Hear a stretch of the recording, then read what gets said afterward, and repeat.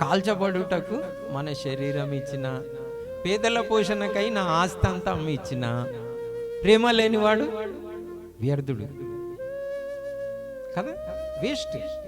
ఎంతోమంది కానుకలు ఇస్తారు, చర్చి కట్టిపిస్తారు, కానీ ప్రేమ ఉందా? త్వరగా కోపడతారు, అమర్యాదగా మాట్లాడతారు, డంబంగా ప్రవర్తిస్తాడు, దేన్ని ఓర్వరు, దేనిని తాళరు,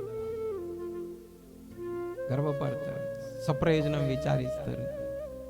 సో మీరు ఏదో కానుకలు ఇచ్చేసినంత మాత్రాన, లేకుంటే ఆస్తి ఇచ్చేసినంత మాత్రాన గొప్ప వాళ్ళు అయిపోయినారు అనుకోవద్దు. దానికంటే ప్రేమ శ్రేష్టం. వీళ్ళకి కూడా అలాంటి ప్రాబ్లమ్స్ ఉన్నాయి. దేవుడు వీరిని ఏం చేస్తూ ఉన్నాడు? పరిశుద్ధపరుస్తూ ఉన్నాడు. పరిశుద్ధపరుస్తూ ఉంటే వీళ్ళకి ఆ పరిశుద్ధపరిచే దానిని అంతగా ఇష్టపడట్లేదు. నైనా మీరు మరి దేవుడు చేసే శిక్షణకి లోబడండి.